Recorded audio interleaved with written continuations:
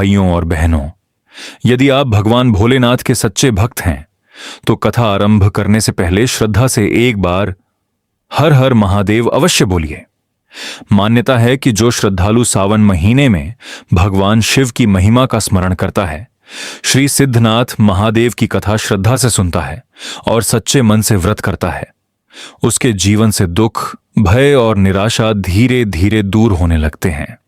भगवान शिव और माता पार्वती की कृपा से उसके घर में सुख, शांति, समृद्धि और आनंद का वास होता है। आज मैं आपको राजस्थान की पावन धरती पर स्थित एक ऐसे दिव्य शिवधाम की कथा सुनाने जा रहा हूं, जहां पहुंचकर न जाने कितने टूटे हुए मनों को सहारा मिला, न जाने कितने निराश लोगों के जीवन में आशा का दीप जला और न जाने कितने भक्तों की आंखों से निकले आंसू भगवान शिव ने अपनी कृपा से मुस्कान में बदल दिए। यह कथा है श्री सिद्धनाथ महादेव मंदिर की। यह केवल पत्थरों से बना एक मंदिर नहीं, यह अनगिनत भक्तों के विश्वास का जीवित प्रमाण है। कहते हैं कि जो श्रद्धालु सच्चे मन से इस पवित्र धाम की सीढ़ियां चढ़ता है, उसका हर कदम भगवान शिव तक पहुंचने वाली एक प्रार्थना बन जाता है। जोधपुर की शांत पहाड़ियों के बीच स्थित यह मंदिर दूर से ही अपनी दिव्यता का अनुभव करा देता है। मंदिर तक पहुंचने के लिए लगभग 350 सीढ़ियां चढ़नी पड़ती हैं। पहली सीढ़ी पर कदम रखते ही मन संसार की भागदौड़ से दूर होने लगता है। जैसे जैसे भक्त ऊपर चढ़ता है, वैसे वैसे उसके मन का बोझ हल्का होता जाता है। हर सीढ़ी मानो कहती है, एक कदम मेरी ओर बढ़ाओ, 100 कदम मैं तुम्हारी ओर बढ़ाऊंगा। सुबह के समय जब सूरज की पहली किरणें पहाड़ी पर पड़ती हैं, पक्षियों का मधुर कलरव गूंजता है, शीतल हवा शिवनाम का संदेश लेकर बहती है और मंदिर की घंटियों की ध्वनि वातावरण में फैलती है, तब ऐसा लगता है मानो स्वयं कैलाश पर्वत की दिव्यता इस धाम में उतर आई हो। श्रावण महीने में तो इस स्थान की शोभा और भी अलौकिक हो जाती है। चारों ओर हर हर महादेव के जयकारे, हाथों में जल, दूध और बेलपत्र लिए भक्त, कहीं रुद्राभिषेक, कहीं शिव चालीसा का पाठ, तो कहीं छोटे छोटे बच्चे भी अपने माता पिता के साथ भोलेनाथ के दर्शन के लिए उत्साह से सीढ़ियां चढ़ते दिखाई देते हैं। ऐसी लोक मान्यता है कि एक महान तपस्वी संत, जिन्हें लोग श्रद्धापूर्वक नेपाली बाबा के नाम से याद करते हैं, उन्होंने इस पावन स्थान पर वर्षों तक कठोर तपस्या की थी। उनकी तपस्या से यह धाम अनेक भक्तों के लिए आस्था का केंद्र बन गया। आज भी कई श्रद्धालु यहां ध्यान और प्रार्थना करने आते हैं और इस स्थान की शांति का अनुभव करते हैं। भाइयों और बहनों, अब मैं आपको एक ऐसी कथा सुनाने जा रहा हूं जिसे सुनकर शायद आपकी आंखें भी नम हो जाएं। यह कथा है एक ऐसे युवक की जो धन से गरीब था, लेकिन विश्वास से संसार का सबसे धनी इंसान था। उसका नाम था रघुवीर। रघुवीर अपनी पत्नी गौरी के साथ जोधपुर के पास एक छोटे से गांव में रहता था।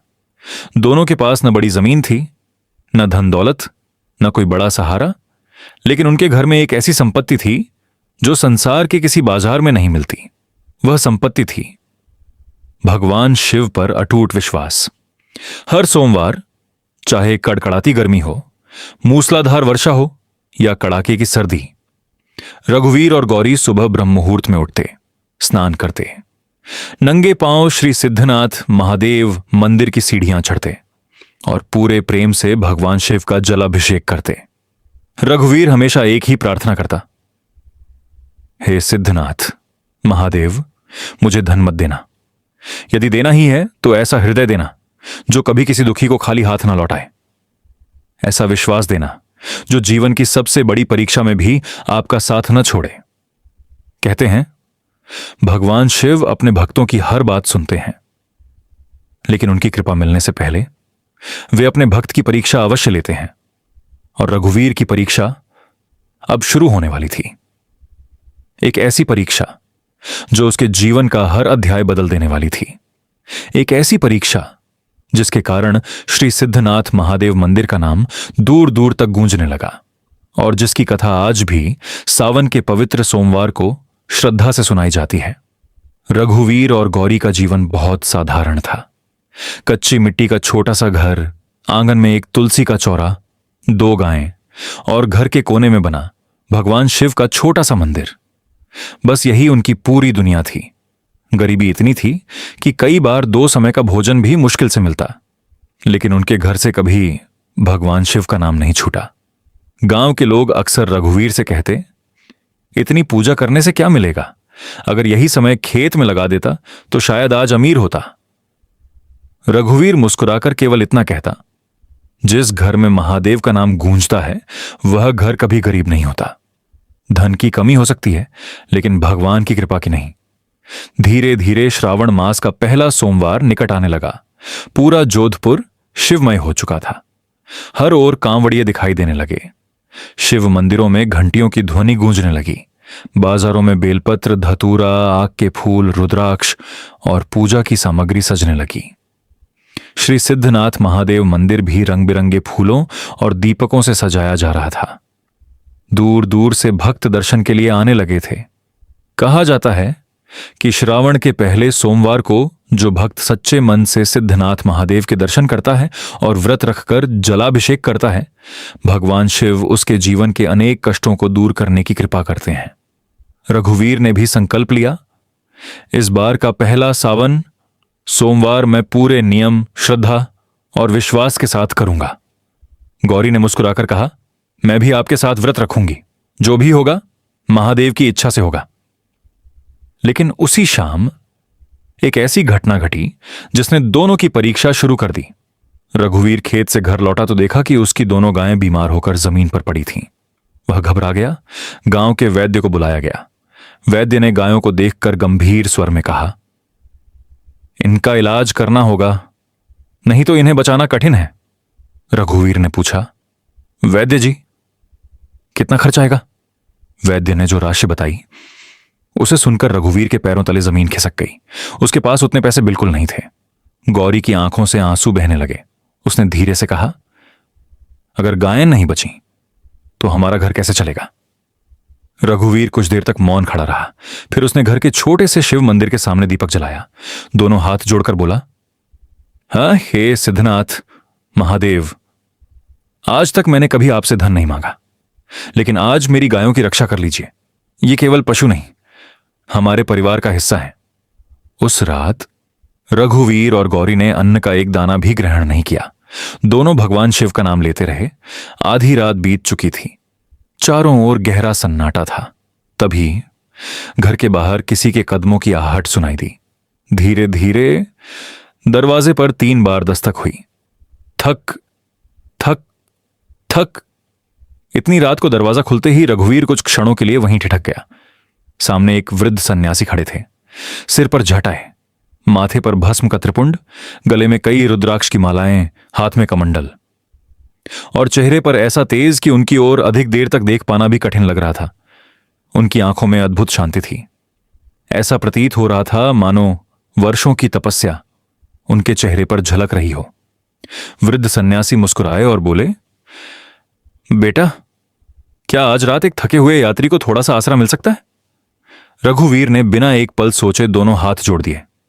बाबा, यह घर मेरा नहीं, महादेव का है, कृपया अंदर पधारिए। गौरी भी तुरंत बाहर आई और श्रद्धा से उनके चरण स्पर्श किए। घर में खाने के लिए केवल थोड़ा सा बाजरे का आटा बचा था। वह भी अगले दिन के लिए रखा गया था। गौरी कुछ क्षण सोचती रही। कल पहला सावन सोमवार था। दोनों ने व्रत का संकल्प लिया था, लेकिन अतिथि को भूखा कैसे लौटाया जाए? उसने बिना कुछ कहे चूल्हा जलाया। अपने हाथों से गरम गरम बाजरे की रोटियां बनाई। थोड़ी सी छाछ और गुड़ के साथ वह भोजन बाबा के सामने रख दिया। बाबा ने मुस्कुराकर पूछा, बेटी, तुम दोनों ने भोजन कर लिया? गौरी ने विनम्रता से उत्तर दिया, बाबा, अतिथि ही हमारे लिए भगवान का स्वरूप है, पहले आप भोजन कीजिए। बाबा की आंखों में करुणा छलक उठी। उन्होंने बड़े प्रेम से भोजन ग्रहण किया। भोजन समाप्त होने के बाद उन्होंने अपने कमंडल से कुछ जल निकाला। उस जल की कुछ बूंदें आंगन में छिड़की। फिर गायों के पास गए। उन्होंने धीरे से उनके माथे पर हाथ रखा, आंखें बंद की। कुछ पल तक भगवान शिव का स्मरण करते रहे। रघुवीर और गौरी श्रद्धा से यह सब देखते रहे। कुछ ही क्षण बाद जो गाय कई घंटों से उठ नहीं पा रही थी, वह धीरे धीरे अपने पैरों पर खड़ी हो गई। दूसरी गाय भी उठकर रंभाने लगी। दोनों पहले की तरह बिल्कुल स्वस्थ दिखाई देने लगी। रघुवीर की आंखों से आंसू बह निकले। वह बाबा के चरणों में गिर पड़ा। कांपती हुई आवाज में बोला, बाबा, आप कोई साधारण संत नहीं हैं। कृपा करके बताइए, आप कौन हैं? बाबा ने उसके सिर पर हाथ रखा और मुस्कुराकर बोले, जब श्रद्धा सच्ची होती है तो भगवान किसी न किसी रूप में अपने भक्त के घर अवश्य आते हैं। रघुवीर कुछ और पूछ पाता, उससे पहले बाबा ने कहा, कल श्रावण महीने का पहला सोमवार है। सुबह सूर्योदय से पहले श्री सिद्धनाथ महादेव मंदिर पहुंचना। आज तुम्हारे व्रत की नहीं, तुम्हारे विश्वास की परीक्षा होगी। इतना कहकर बाबा उठे। रघुवीर उन्हें छोड़ने बाहर आया, लेकिन जैसे ही उसने चारों ओर देखा, दूर दूर तक कोई दिखाई नहीं दिया। न पैरों के निशान, न किसी के चलने की आहट, मानो वे हवा में ही विलीन हो गए हों। रघुवीर का हृदय तेजी से धड़कने लगा। उसने दोनों हाथ जोड़कर आकाश की ओर देखा और बोला, हे सिद्धनाथ महादेव, यदि यह आपकी लीला है तो मुझे अपनी भक्ति पर हमेशा अटल बनाए रखना। रात बीत गई। ब्रह्म मुहूर्त का समय हो चुका था। रघुवीर और गौरी स्नान करके व्रत का संकल्प लेने लगे। गौरी ने पूजा की थाली सजाई। उसमें तांबे का कलश, गंगा जल, दूध, बेलपत्र, धतूरा, सफेद पुष्प, अक्षत, चंदन और एक छोटा सा घी का दीपक रखा। दोनों ने भगवान शिव का नाम लेकर घर से प्रस्थान किया। आज श्री सिद्धनाथ महादेव मंदिर की लगभग 350 सीढ़ियां उनका इंतजार कर रही थीं। लेकिन उन्हें यह बिल्कुल भी पता नहीं था कि उन सीढ़ियों पर उनका सामना एक ऐसी दिव्य घटना से होने वाला है जो उनके जीवन का हर दुख, हर अभाव और हर परीक्षा हमेशा के लिए बदल देगी। ब्रह्म मुहूर्त का पावन समय था। पूरा वातावरण अद्भुत शांति से भरा हुआ था। पूर्व दिशा में सूरज की हल्की लालिमा दिखाई देने लगी थी। ठंडी हवाएं पहाड़ियों को स्पर्श करती हुई श्री सिद्धनाथ महादेव मंदिर की ओर बह रही थीं। रघुवीर और गौरी ने अपने घर के मंदिर में घी का दीपक जलाया।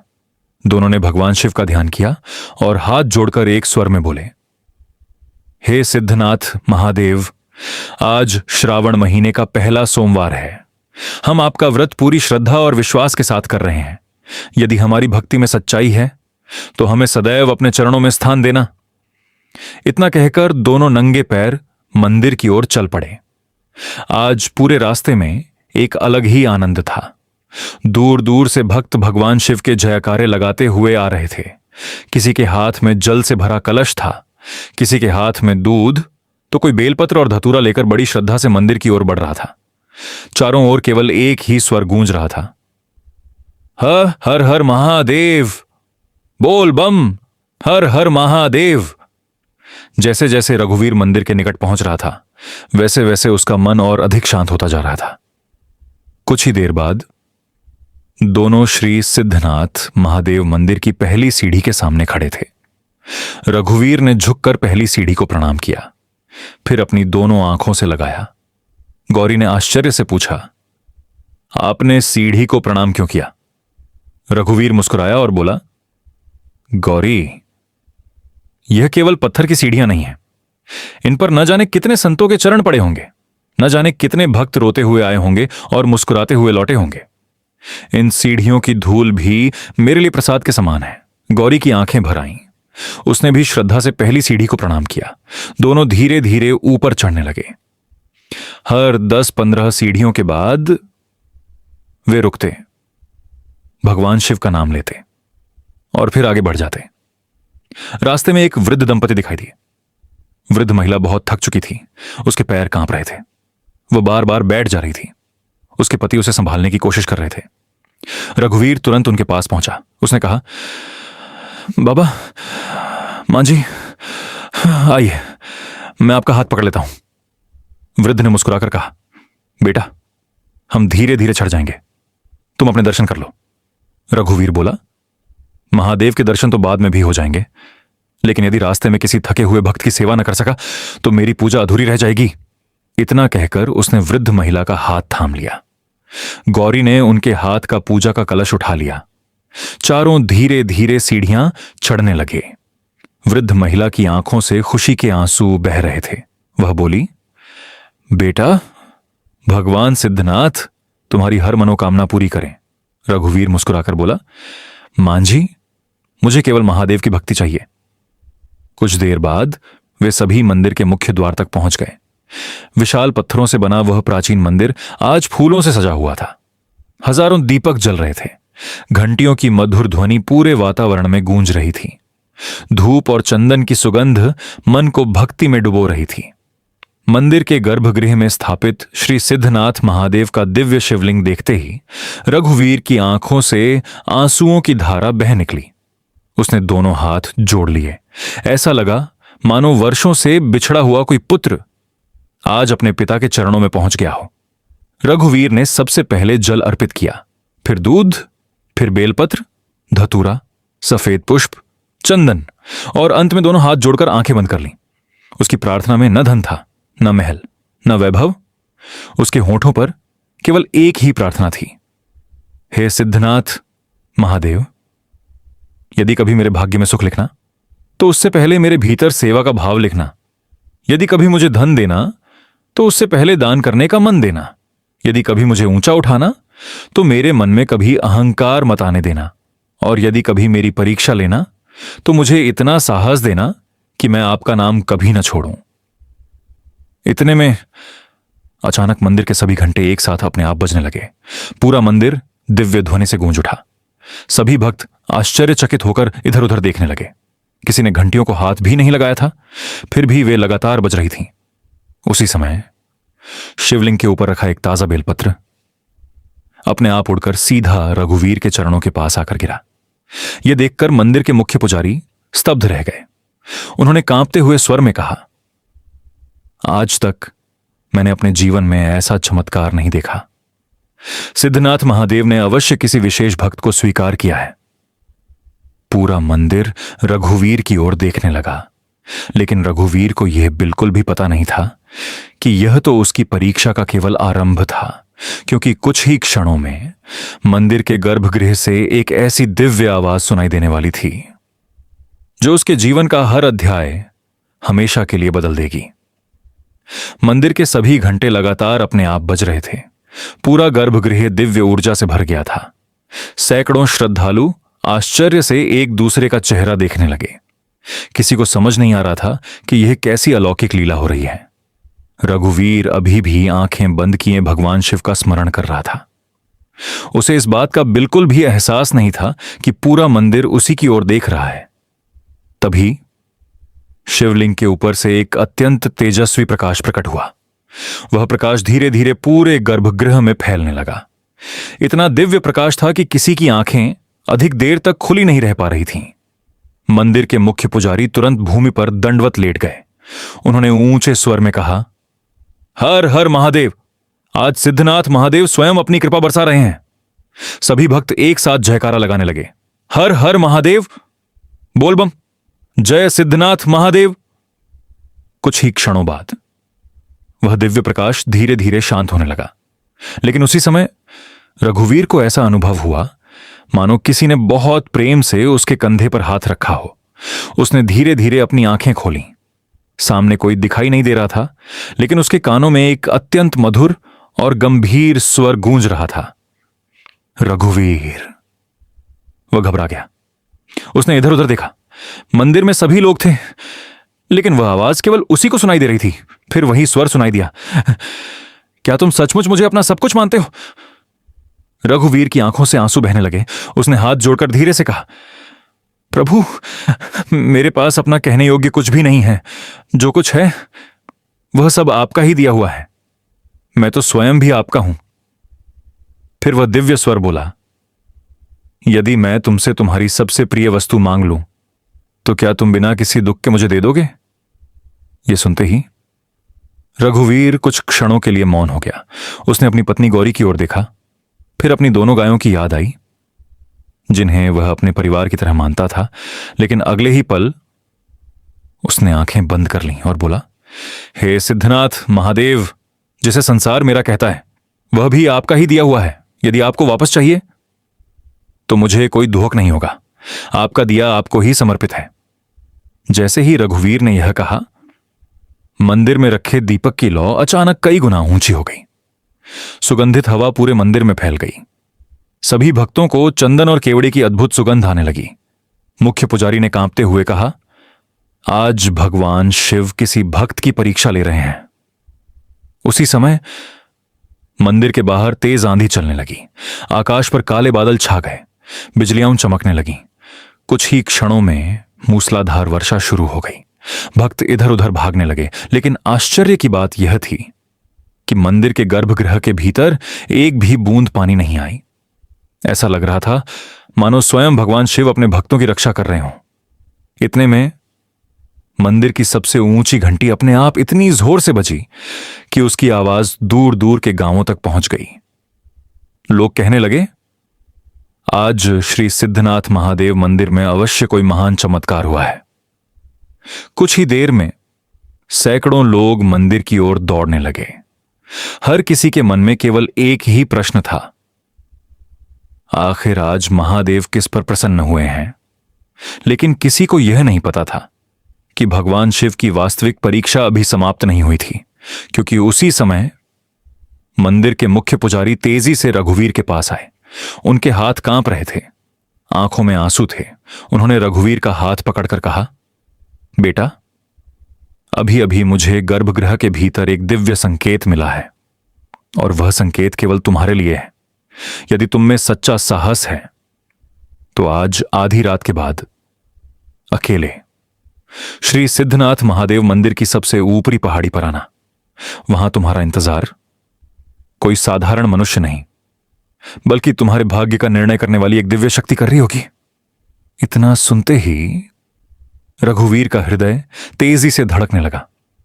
उसे समझ आ गया कि सावन के पहले सोमवार का व्रत अब एक ऐसी दिशा में बढ़ चुका है जहां से लौटने वाला इंसान पहले जैसा कभी नहीं रहता। रघुवीर मंदिर की सीढ़ियों से नीचे उतर रहा था, लेकिन उसके कदम पहले जैसे नहीं थे।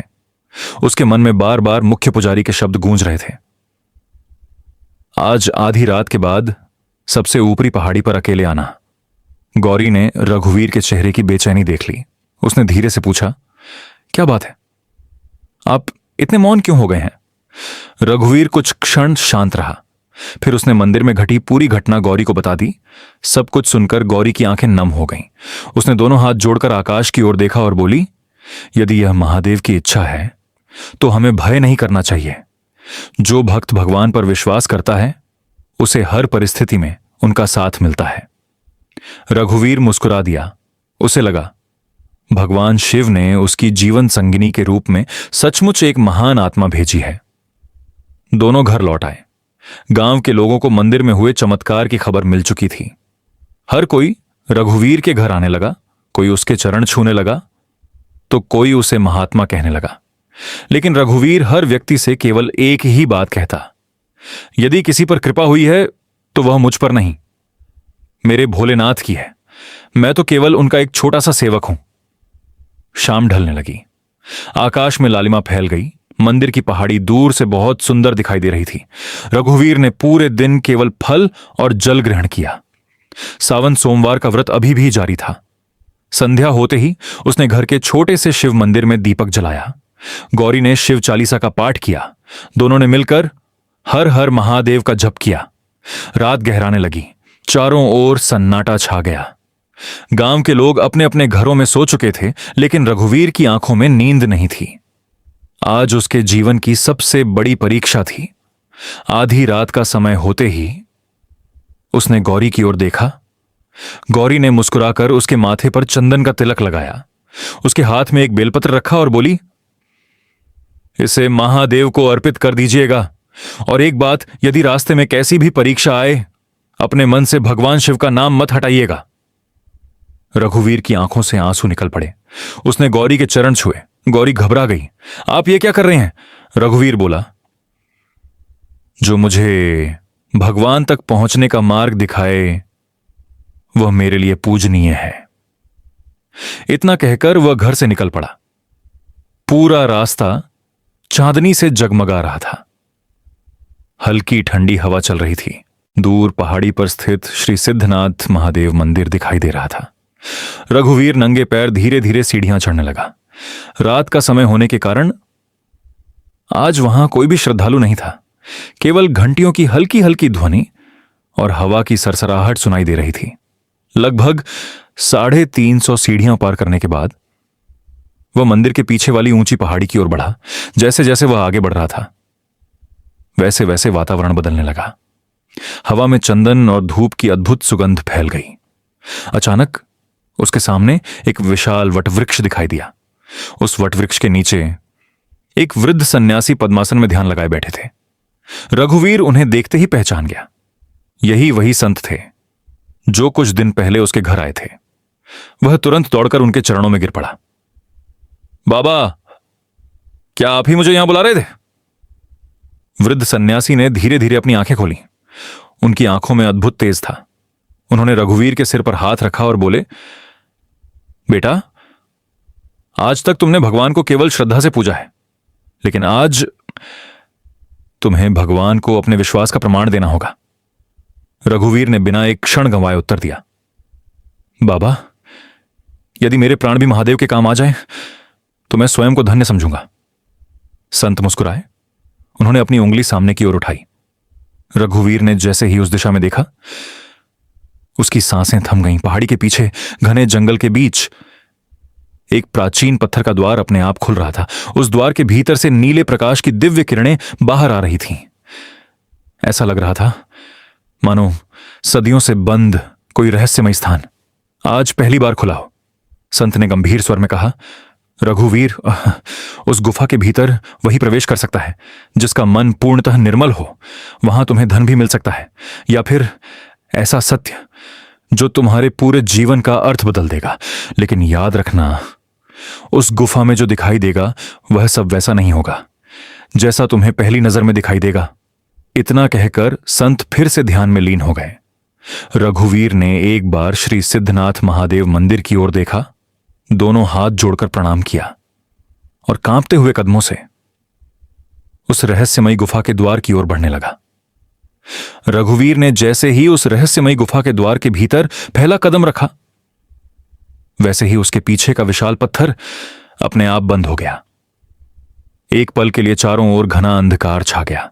उसका हृदय तेजी से धड़कने लगा, लेकिन अगले ही क्षण पूरी गुफा नीले और सुनहरे दिव्य प्रकाश से जगमगा उठी। रघुवीर ने आश्चर्य से चारों ओर देखा। गुफा की दीवारों से स्वच्छ जल की छोटी छोटी धाराएं बह रही थीं। ऐसा लग रहा था मानो स्वयं गंगा जी इस स्थान को स्पर्श कर रही हों। ऊपर से टपकती जल की बूंदें शिवलिंग के आकार वाले पत्थरों पर गिर रही थीं। हर बूंद के साथ एक मधुर ध्वनि सुनाई देती, हर हर महादेव। रघुवीर की आंखें नम हो गईं। उसने हाथ जोड़ लिए। उसके कदम अपने आप आगे बढ़ने लगे। कुछ दूर चलने पर उसे एक अत्यंत विशाल कक्ष दिखाई दिया। उस कक्ष के मध्य में एक प्राचीन शिवलिंग स्थापित था। शिवलिंग के ऊपर से एक पतली जलधारा निरंतर गिर रही थी। कोई मनुष्य वहां नहीं था, फिर भी जलाभिषेक अपने आप हो रहा था। सैकड़ों दीपक बिना तेल के जल रहे थे। सुगंधित धूप की महक पूरे वातावरण में फैली हुई थी। रघुवीर श्रद्धा से भूमि पर दंडवत लेट गया। उसने बेलपत्र शिवलिंग पर अर्पित किया। उसी क्षण पूरी गुफा में डमरू की ध्वनि गूंज उठी। धम धम धम। उस ध्वनि से पूरा वातावरण कांपने लगा। रघुवीर ने आंखें बंद कर लीं। कुछ ही क्षणों बाद उसे ऐसा अनुभव हुआ मानो कोई उसके सामने खड़ा हो। उसने धीरे धीरे आंखें खोलीं। सामने वही वृद्ध सन्यासी खड़े थे, लेकिन इस बार उनका स्वरूप पहले जैसा नहीं था। उनके शरीर से तेजस्वी प्रकाश निकल रहा था। उनके पीछे एक विशाल नंदी खड़ा था, हाथ में त्रिशूल, गले में रुद्राक्ष और चेहरे पर अद्भुत दिव्यता थी। रघुवीर तुरंत उनके चरणों में गिर पड़ा। संत ने उसे उठाया और बोले, रघुवीर, तुमने सेवा की, दान किया, अतिथि को भगवान समझकर भोजन कराया, अपमान सहकर भी किसी से बैर नहीं रखा, इसीलिए तुम यहां तक पहुंच पाए हो। लेकिन अब भी तुम्हारी सबसे कठिन परीक्षा बाकी है। इतना कहकर संत ने अपना दाहिना हाथ आगे बढ़ाया। अचानक गुफा की दीवार 3 भागों में बढ़ गई। रघुवीर के सामने 3 अलग अलग मार्ग दिखाई दिए। पहले मार्ग पर सोने चांदी के पहाड़ लगे थे। हीरे मोती ऐसे चमक रहे थे जैसे सूर्य धरती पर उतर आया हो। दूसरे मार्ग पर विशाल राजमहल, हाथी, घोड़े, सेनाएं, राज सिंहासन और असीम वैभव दिखाई दे रहा था। तीसरा मार्ग बिल्कुल साधारण था, पत्थरों से भरा हुआ, संकरा, और अंत में केवल एक छोटा सा प्राचीन शिव मंदिर दिखाई दे रहा था। संत ने गंभीर स्वर में कहा, रघुवीर, इन तीनों मार्गों में से केवल एक ही तुम्हारा है। पहले मार्ग पर अपार धन मिलेगा, दूसरे मार्ग पर शक्ति, सम्मान और राज्य मिलेगा, लेकिन तीसरे मार्ग पर केवल भगवान शिव की भक्ति मिलेगी। सोच समझकर निर्णय लेना, क्योंकि तुम्हारा उत्तर केवल तुम्हारा नहीं, बल्कि आने वाली पीढ़ियों का भाग्य भी तय करेगा। रघुवीर कुछ क्षण मौन खड़ा रहा। उसने पहले मार्ग को देखा, फिर दूसरे मार्ग को। उसके बाद उसकी दृष्टि तीसरे मार्ग पर टिक गई। उसकी आंखों के सामने गौरी का चेहरा आया। उसे अपनी गरीबी याद आई, बीमार गायें याद आईं, कच्चा घर याद आया। फिर उसे अपने ही शब्द याद आए, यदि देना ही है तो मुझे अपनी भक्ति देना। रघुवीर मुस्कुराया। उसने बिना एक पल रुके तीसरे मार्ग की ओर कदम बढ़ा दिए। उसने हाथ जोड़कर कहा, बाबा, धन से घर भर सकता है, राज्य से संसार जीता जा सकता है, लेकिन केवल भगवान शिव की भक्ति से मन जीता जाता है। यदि महादेव मेरे साथ हैं तो मुझे और किसी वस्तु की आवश्यकता नहीं। इतना सुनते ही पूरी गुफा हर हर महादेव के दिव्य जयघोष से गूंज उठी। तीनों मार्ग एक तेजस्वी प्रकाश में विलीन हो गए।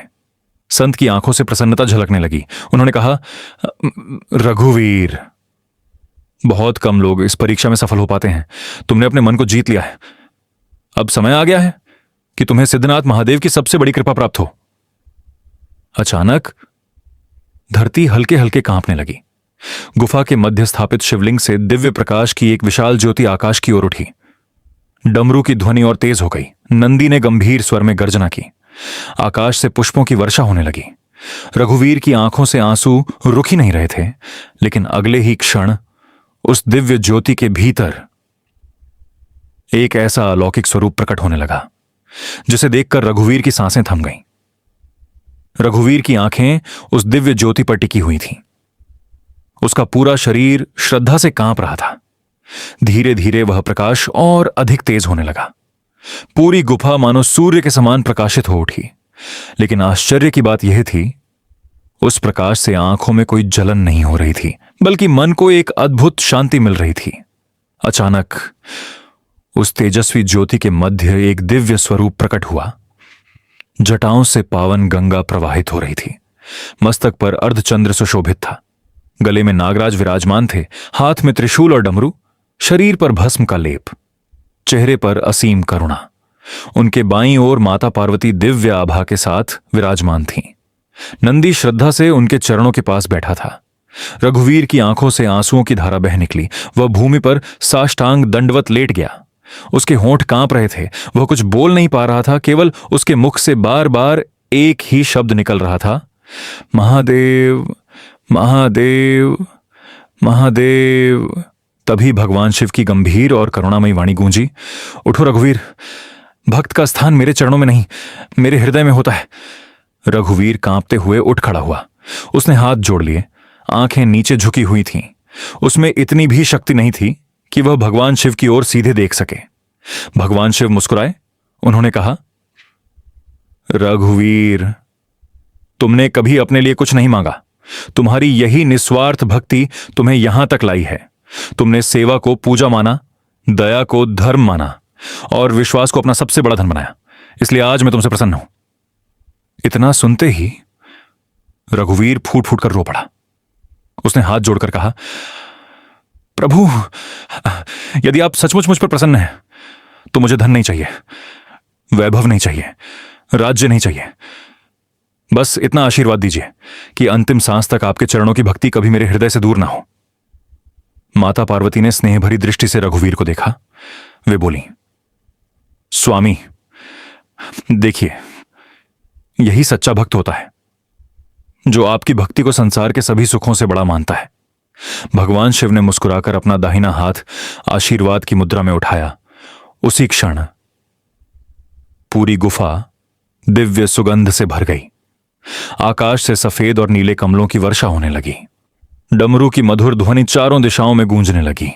भगवान शिव बोले, रघुवीर, आज मैं तुम्हें 3 वरदान देता हूं। पहला, तुम्हारे घर कभी अन्न की कमी नहीं होगी। दूसरा, जो भी सच्चे मन से तुम्हारे साथ श्री सिद्धनाथ महादेव के दर्शन करेगा उसके जीवन के दुख धीरे धीरे दूर होंगे। और तीसरा, तुम्हारा नाम इस धाम की सेवा करने वाले भक्तों में सदैव श्रद्धा से लिया जाएगा। रघुवीर की आंखों से आंसू रुकने का नाम नहीं ले रहे थे। उसने कांपती आवाज में कहा, प्रभु, यदि मुझे एक और वरदान मांगने की अनुमति हो तो मैं अपने लिए नहीं, अपने पूरे गांव के लिए मांगना चाहता हूं। भगवान शिव बोले, कहो रघुवीर, तुम्हारे मन में क्या इच्छा है? रघुवीर बोला, मेरे गांव में कोई भूखा न सोए, किसी किसान की फसल सूखे से नष्ट ना हो, किसी मां की गोद सूनी न रहे, उसे कभी निराश होकर वापस न लौटना पड़े। यह सुनते ही भगवान शिव की आंखों में प्रसन्नता झलक उठी। उन्होंने कहा, रघुवीर, तुमने फिर अपने लिए कुछ नहीं मांगा, यही कारण है कि तुम्हारी प्रार्थना स्वीकार है। इतना कहते ही भगवान शिव ने अपने कमंडल से एक दिव्य जल से भरा कलश प्रकट किया। वह कलश साधारण नहीं था, उसके चारों ओर नीली ज्योति चमक रही थी। भगवान शिव ने वह कलश रघुवीर के हाथों में देते हुए कहा, इस कलश में मेरी कृपा का पावन जल है। श्रावण सोमवार का सूर्योदय होने से पहले इसे श्री सिद्धनाथ महादेव के शिवलिंग पर अर्पित करना। लेकिन याद रखना, रास्ते में तुम्हारे सामने ऐसी परीक्षा आएगी जिसमें तुम्हारा धैर्य, तुम्हारा विश्वास और तुम्हारी क्षमा, तीनों की परीक्षा होगी। यदि तुम्हारे मन में एक क्षण के लिए भी क्रोध जाग गया तो यह दिव्य जल साधारण जल बन जाएगा। रघुवीर ने दोनों हाथों से कलश अपने मस्तक से लगाया। उसने कहा, हे प्रभु, मेरे प्राण चले जाइए, लेकिन आपकी आज्ञा कभी अधूरी नहीं रहेगी। भगवान शिव मुस्कुराए। धीरे धीरे उनका दिव्य स्वरूप उसी ज्योति में विलीन होने लगा। गुफा का प्रकाश मंद पड़ने लगा, लेकिन रघुवीर के हृदय में आज ऐसा प्रकाश जल चुका था जो अब जीवन भर कभी बुझने वाला नहीं था। वह दिव्य कलश को अपने सीने से लगाकर गुफा से बाहर निकलने लगा। उसे बिल्कुल भी पता नहीं था कि गुफा के बाहर उसकी अंतिम और सबसे कठिन परीक्षा उसका इंतजार कर रही थी। रघुवीर दोनों हाथों से उस दिव्य कलश को अपने हृदय से लगाए गुफा से बाहर निकला। जैसे ही उसने पीछे मुड़कर देखा, वह रहस्यमयी गुफा धीरे धीरे उसी विशाल पहाड़ी में विलीन हो गई। ऐसा लग रहा था मानो वहां कभी कोई गुफा थी ही नहीं। चारों ओर गहरा सन्नाटा था। आकाश में पूर्णिमा का चांद अपनी शीतल चांदनी बिखेर रहा था। रघुवीर ने दोनों हाथ जोड़कर श्री सिद्धनाथ महादेव का स्मरण किया और मंदिर की ओर चल पड़ा। लेकिन जैसे ही वह जंगल के बीच पहुंचा, उसे किसी स्त्री के रोने की आवाज सुनाई दी। आवाज इतनी करुण थी कि किसी का भी हृदय पिघल जाए। रघुवीर उस दिशा में बढ़ा। थोड़ी दूर जाकर उसने देखा, एक वृद्धा जमीन पर बैठी रो रही थी। उसके सामने लकड़ियों का भारी गट्ठर पड़ा था। वृद्धा बार बार उठने की कोशिश करती, लेकिन फिर गिर जाती। रघुवीर कुछ क्षण के लिए रुक गया। उसे भगवान शिव की बात याद आई, सूर्योदय से पहले यह कलश शिवलिंग पर अर्पित करना। लेकिन सामने एक असहाय वृद्धा थी। उसका मन दया से भर गया। उसने कलश को सावधानी से एक पत्थर पर रखा और वृद्धा के पास पहुंच गया। मां, क्या हुआ? वृद्धा रोते हुए बोली, बेटा, मैं कई घंटों से यहां पड़ी हूं, कोई मेरी सहायता करने वाला नहीं मिला। यदि मैं यह लकड़ियां घर नहीं ले गई तो मेरे छोटे छोटे पोते भूखे सो जाएंगे। रघुवीर ने बिना देर किए लकड़ियों का भारी गट्ठर अपने कंधे पर उठा लिया। वृद्धा बार बार मना करती रही, लेकिन उसने मुस्कुराकर कहा, यदि किसी की सेवा करने से महादेव के दर्शन थोड़ी देर से होंगे तो मुझे विश्वास है महादेव नाराज नहीं होंगे। रास्ता बहुत कठिन था, पत्थरों से भरा हुआ। रात गहरी होती जा रही थी, फिर भी रघुवीर ने वृद्धा को उसके घर तक पहुंचाया। वृद्धा की आंखों से आंसू बहने लगे। उसने कांपते हाथों से रघुवीर के सिर पर हाथ रखा और कहा, बेटा, सिद्धनाथ महादेव तुम्हें कभी निराश नहीं करेंगे। रघुवीर मुस्कुराया। वह तुरंत वापस उसी स्थान पर पहुंचा जहां उसने दिव्य कलश रखा था। लेकिन वहां पहुंचते ही उसके पैरों तले जमीन खिसक गई। कलश वहां नहीं था। रघुवीर की सांसें तेज हो गईं। उसने चारों ओर खोजा, हर पत्थर के पीछे देखा, हर झाड़ी में देखा, लेकिन कलश कहीं दिखाई नहीं दिया। उसकी आंखों से आंसू निकल पड़े। वह घुटनों के बल बैठ गया। हे महादेव, मुझसे इतनी बड़ी भूल कैसे हो गई? मैं आपकी आज्ञा कैसे पूरी करूंगा? उसी समय पीछे से कुछ लोगों की हंसी सुनाई दी। रघुवीर ने मुड़कर देखा। गांव के कुछ लोग हाथ में वही दिव्य कलश लिए खड़े थे। वे वही लोग थे जो हमेशा उसकी भक्ति का मजाक उड़ाते थे। उनमें से एक बोला, देखो, आज तुम्हारे महादेव तुम्हें बचाने क्यों नहीं आए? दूसरा हंसते हुए बोला, कहते थे भगवान हर जगह साथ रहते हैं, अब बुलाओ उन्हें। तीसरे ने कलश को हवा में लहराते हुए कहा, यदि इतना ही चमत्कारी है तो इसे बचा लो। रघुवीर का हृदय दुख से भर गया, लेकिन उसे भगवान शिव की बात याद आई। क्रोध मत करना। उसने गहरी सांस ली, दोनों हाथ जोड़ दिए और शांत स्वर में बोला, भाइयों, यदि तुम्हें यही कलश चाहिए तो ले जाओ, लेकिन इसका अपमान मत करना। यह मेरे महादेव का प्रसाद है। उन लोगों ने सोचा, रघुवीर अब क्रोध करेगा, लेकिन उसके चेहरे पर केवल करुणा थी। उसी क्षण आकाश में तेज गर्जना हुई, बिजली चमकी। इतनी प्रचंड चमक हुई कि सभी लोग अपनी आंखें बंद करने पर मजबूर हो गए। कुछ पल बाद जब उन्होंने आंखें खोली तो उनके हाथ खाली थे। दिव्य कलश फिर से रघुवीर के हाथों में था। सभी लोग भय से कांपने लगे। एक एक करके सब उसके चरणों में गिर पड़े। हमें क्षमा कर दो, हमने तुम्हारी भक्ति का अपमान किया। रघुवीर ने तुरंत उन्हें उठाया। उसने कहा, क्षमा मैं नहीं, महादेव करते हैं। यदि मन से पश्चाताप सच्चा हो तो भगवान शिव हर भूल माफ कर देते हैं। इतना सुनते ही आकाश से हल्की वर्षा होने लगी। ऐसा लगा मानो स्वयं प्रकृति भी इस क्षमा की साक्षी बन रही हो। रघुवीर ने दिव्य कलश को अपने मस्तक से लगाया। अब पूर्व दिशा में हल्की लालिमा दिखाई देने लगी थी। सूर्योदय होने में बहुत कम समय बचा था। वह तेज कदमों से श्री सिद्धनाथ महादेव मंदिर की ओर दौड़ पड़ा, लेकिन उसे यह बिल्कुल भी पता नहीं था कि मंदिर पहुंचते ही भगवान शिव उसकी भक्ति का ऐसा प्रत्यक्ष प्रमाण देंगे जिसे देखकर हजारों भक्तों की आंखों से श्रद्धा के आंसू बह निकलेंगे। रघुवीर पूरी शक्ति से श्री सिद्धनाथ महादेव मंदिर की ओर दौड़ रहा था। उसके दोनों हाथों में दिव्य कलश सुरक्षित था। पूर्व दिशा में सूर्य की हल्की लालिमा दिखाई देने लगी थी। समय बहुत कम था, लेकिन उसके मन में भय नहीं था, केवल भगवान शिव का नाम था। हर हर महादेव, हर हर महादेव। वह लगातार यही झप करता हुआ सीढ़ियां चढ़ने लगा। लगभग 350 सीढ़ियां, जो सामान्य दिनों में कठिन लगती थीं, आज उसे बिल्कुल हल्की प्रतीत हो रही थी। ऐसा लग रहा था मानो कोई अदृश्य शक्ति स्वयं उसके कदमों को आगे बढ़ा रही हो। मंदिर के मुख्य द्वार पर पहुंचते ही उसने देखा, आज पहले से भी अधिक भीड़ थी। श्रावण सोमवार होने के कारण दूर दूर से हजारों श्रद्धालु दर्शन के लिए आए हुए थे। घंटियों की मधुर ध्वनि, शंखनाद, डमरू की गूंज और हर हर महादेव के जयकारों से पूरा वातावरण शिवमय हो चुका था।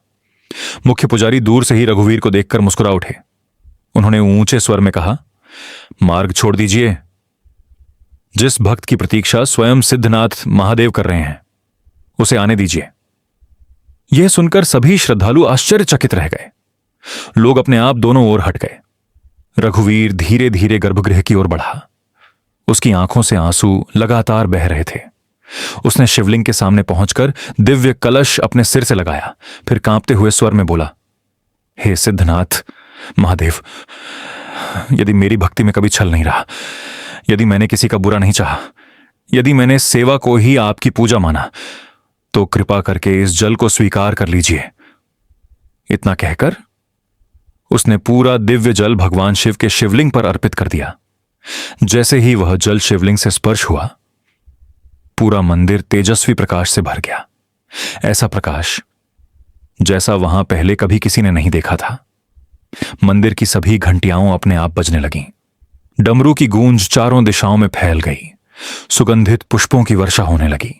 सभी श्रद्धालु विस्मय से उस अद्भुत दृश्य को देखने लगे। तभी शिवलिंग के ऊपर एक दिव्य ज्योति प्रकट हुई। उस ज्योति में भगवान शिव और माता पार्वती का तेजस्वी स्वरूप कुछ क्षणों के लिए दिखाई दिया।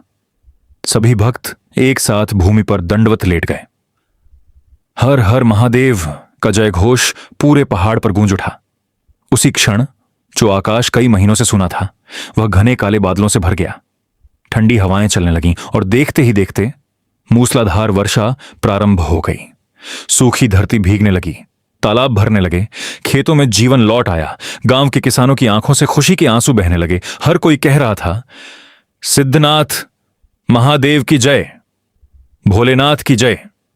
जो लोग कभी रघुवीर की भक्ति का उपहास उड़ाते थे आज वही उसके चरणों में गिर पड़े।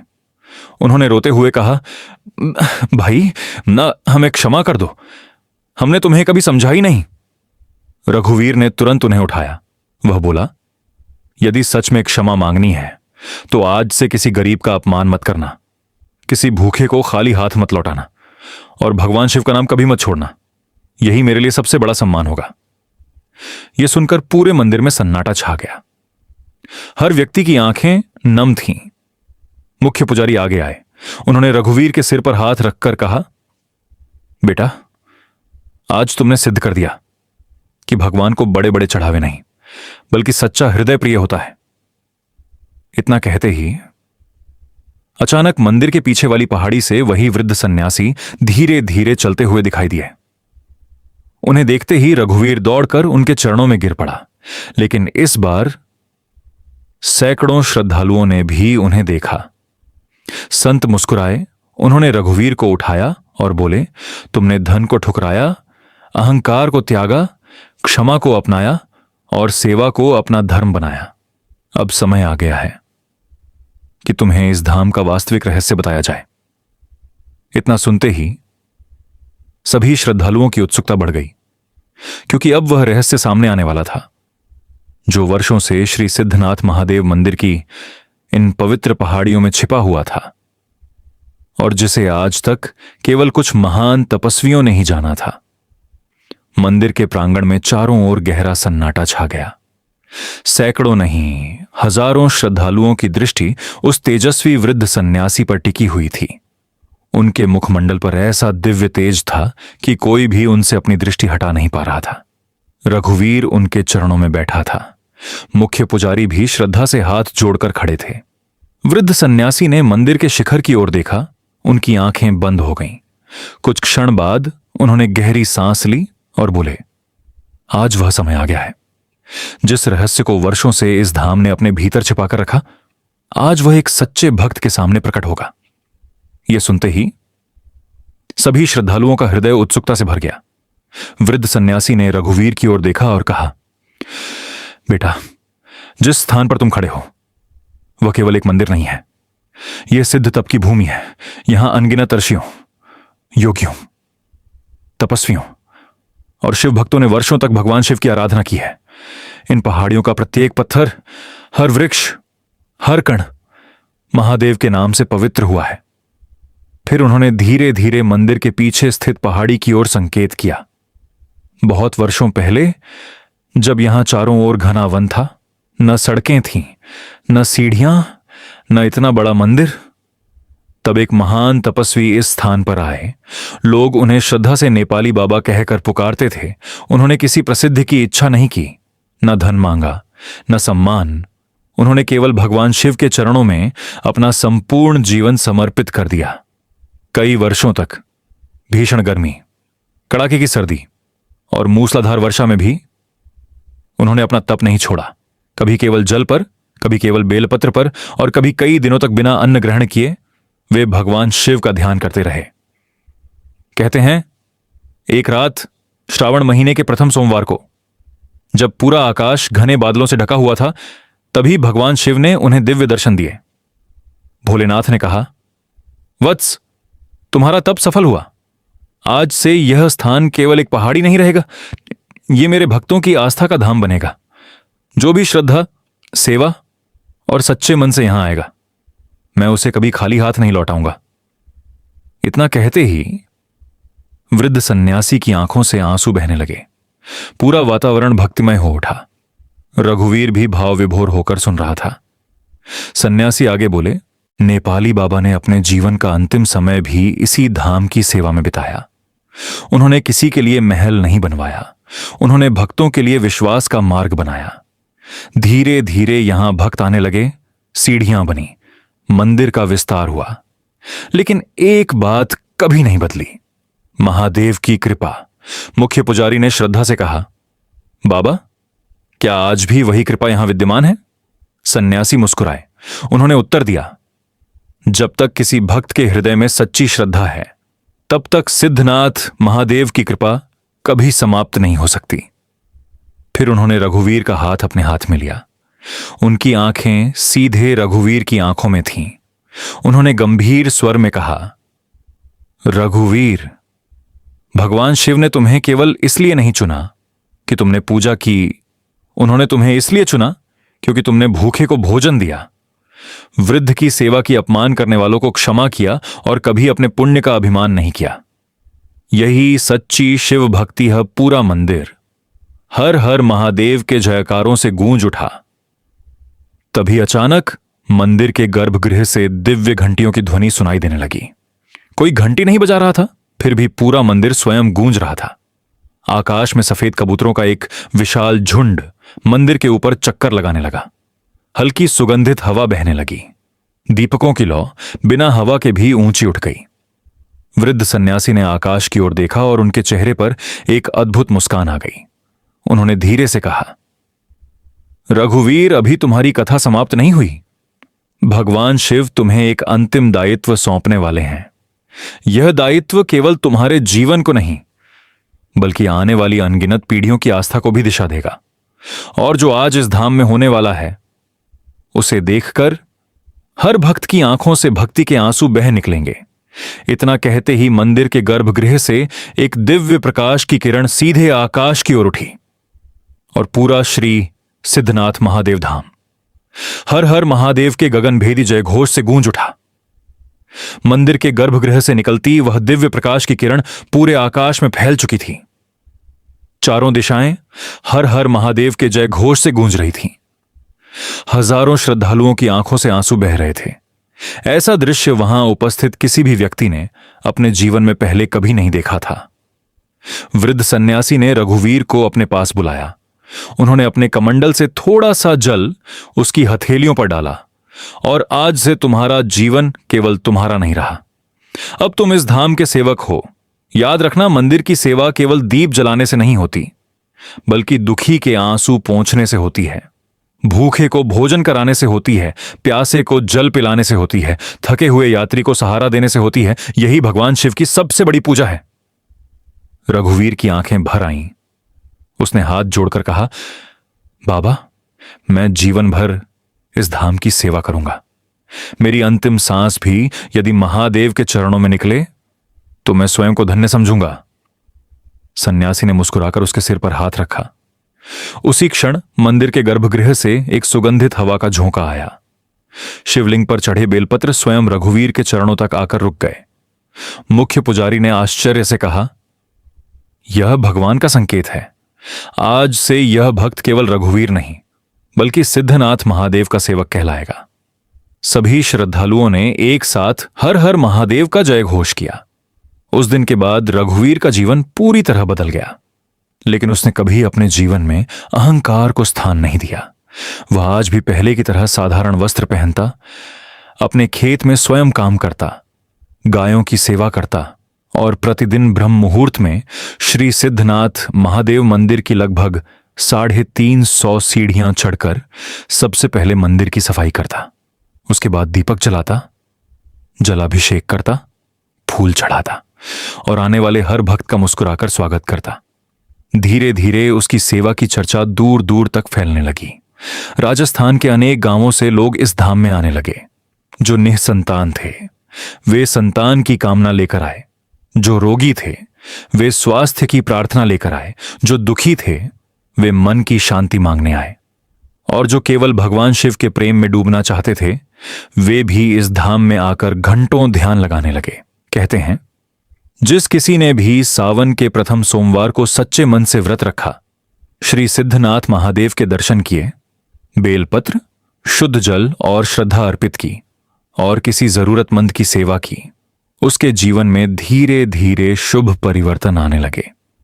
किसी के घर में वर्षों बाद संतान का जन्म हुआ, किसी किसान के सूखे खेतों में हरियाली लौट आई, किसी का बिखरा परिवार फिर से एक हो गया, तो किसी निराश युवक को जीवन का नया मार्ग मिल गया। लेकिन रघुवीर हर किसी से केवल एक ही बात कहता, चमत्कार मंदिर नहीं करता, चमत्कार भगवान पर अटूट विश्वास करता है। यदि मन निर्मल हो, कर्म सच्चे हों और हृदय में दया हो, तो महादेव स्वयं आपके जीवन का मार्ग प्रशस्त कर देते हैं। एक दिन वही वृद्ध सन्यासी फिर मंदिर आए। इस बार उनके चेहरे पर पहले से भी अधिक तेज था। उन्होंने रघुवीर को अपने पास बुलाया और कहा, बेटा, मेरा इस धाम में कार्य अब पूर्ण हो चुका है। अब यह धाम, इसके भक्त और इसकी सेवा सब तुम्हारे विश्वास के भरोसे हैं। रघुवीर रो पड़ा। उसने बाबा के चरण पकड़ लिए। मुझे छोड़कर मत जाइए बाबा, आप ही तो मेरे मार्गदर्शक हैं। सन्यासी मुस्कुराए।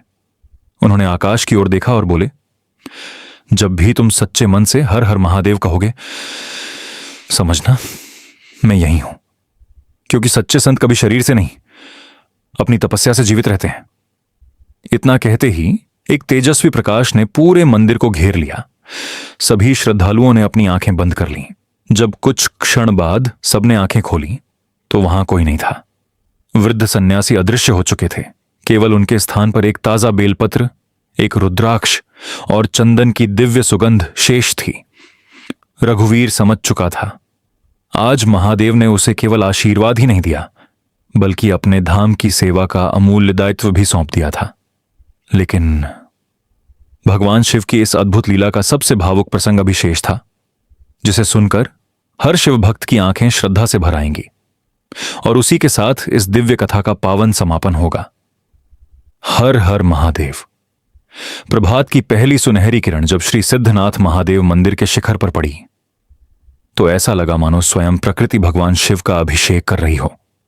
मंदिर की घंटियों की मधुर ध्वनि, पक्षियों का कलरव, शीतल हवा का स्पर्श और हजारों भक्तों के मुख से निकलता हर हर महादेव, पूरा वातावरण शिवमय हो चुका था। रघुवीर मंदिर की सीढ़ियों पर शांत भाव से बैठा था। उसकी आंखें बंद थीं। चेहरे पर अद्भुत संतोष था। अब उसे किसी चमत्कार की इच्छा नहीं थी। उसे केवल अपने महादेव के चरणों में सेवा का अवसर चाहिए था। उसी समय मुख्य पुजारी उसके पास आए। उन्होंने मुस्कुराते हुए कहा, बेटा, आज तुमने हमें सिखा दिया कि भगवान तक पहुंचने का मार्ग धन से नहीं, भक्ति से बनता है। तुमने यह भी बता दिया कि सबसे बड़ा व्रत भूखे को भोजन देना, सबसे बड़ा अभिषेक किसी के आंसू पोंछना और सबसे बड़ा प्रसाद प्रेम बांटना है। रघुवीर ने विनम्रता से उत्तर दिया, महाराज, यदि मेरे जीवन से किसी एक व्यक्ति के मन में भी भगवान शिव के प्रति श्रद्धा जाग जाए, तो यही मेरे जीवन का सबसे बड़ा पुरस्कार होगा। उस दिन के बाद रघुवीर ने कभी अपने जीवन की कथा किसी को स्वयं नहीं सुनाई। वह केवल इतना कहता, यदि भगवान की कृपा देखनी है तो किसी रोते हुए इंसान के चेहरे पर मुस्कान लाकर देखो, वहीं महादेव मिलेंगे। समय बीतता गया, वर्ष बदलते गए, लेकिन श्री सिद्धनाथ महादेव धाम की महिमा लगातार बढ़ती गई। हर सावन, हर सोमवार दूर दूर से हजारों श्रद्धालु इस पावन धाम में आने लगे। कोई संतान की कामना लेकर, कोई परिवार की सुख शांति के लिए, कोई रोग से मुक्ति की प्रार्थना लेकर, तो कोई केवल भगवान शिव के दर्शन के लिए। कई भक्त 350 सीढ़ियां चढ़ते समय हर कदम पर भगवान शिव का नाम लेते। कई लोग नंगे पैर यात्रा करते, कई लोग पूरे दिन का व्रत रखते। लेकिन रघुवीर हर किसी से एक ही बात कहता, व्रत तभी पूर्ण होता है जब मन में किसी के प्रति द्वेष ना हो। पूजा तभी सफल होती है जब घर लौटकर माता पिता का सम्मान किया जाए। जलाभिषेक तभी फल देता है जब किसी प्यासे को भी जल पिलाया जाए। और भगवान शिव की कृपा वहीं बरसती है जहां दया, सत्य सेवा और विनम्रता का निवास होता है। धीरे धीरे रघुवीर वृद्ध हो गया। उसके बाल सफेद हो गए, शरीर कमजोर हो गया, लेकिन एक बात कभी नहीं बदली। हर ब्रह्म मुहूर्त में वह सबसे पहले मंदिर पहुंचता, सीढ़ियों को प्रणाम करता, मंदिर की सफाई करता, दीप जलाता और आने वाले हर भक्त का मुस्कुराकर स्वागत करता। एक सावन सोमवार की सुबह रघुवीर हमेशा की तरह मंदिर पहुंचा। उसने भगवान शिव के चरणों में बेलपत्र अर्पित किए। दोनों हाथ जोड़कर शांत मन से प्रार्थना की, हे सिद्धनाथ महादेव, आपने मेरे जैसे साधारण इंसान पर असीम कृपा की। यदि मेरे जीवन में कोई अच्छाई रही हो तो उसका श्रेय केवल आपको है। अब मेरी अंतिम इच्छा केवल इतनी है कि मेरी अंतिम सांस भी आपकी भक्ति में ही निकले। इतना कहकर वह मंदिर के एक कोने में बैठ गया। उसके चेहरे पर दिव्य मुस्कान थी, आंखें बंद थीं, होठों पर केवल एक ही नाम था, महादेव। उसी समय मंदिर की घंटियां अपने आप बज उठीं। सुगंधित हवा पूरे मंदिर में फैल गई। आकाश से हल्की पुष्प वर्षा होने लगी। सभी श्रद्धालु आश्चर्य से उस दृश्य को देखने लगे। मुख्य पुजारी दौड़कर रघुवीर के पास पहुंचे। उन्होंने देखा, रघुवीर शांत भाव से भगवान शिव का स्मरण करते हुए इस संसार की यात्रा पूर्ण कर चुका था। उसके चेहरे पर वैसी ही मुस्कान थी जैसी किसी बालक के चेहरे पर अपनी मां की गोद में सोते समय होती है। पूरा मंदिर भावुक हो उठा। किसी की आंखें सूखी नहीं थीं। मुख्य पुजारी ने आंसुओं से भरी आंखों से कहा, आज एक भक्त अपने महादेव के चरणों में समा गया, लेकिन उसकी भक्ति, उसकी सेवा, उसकी विनम्रता और उसका विश्वास सदैव इस धाम में जीवित रहेगा।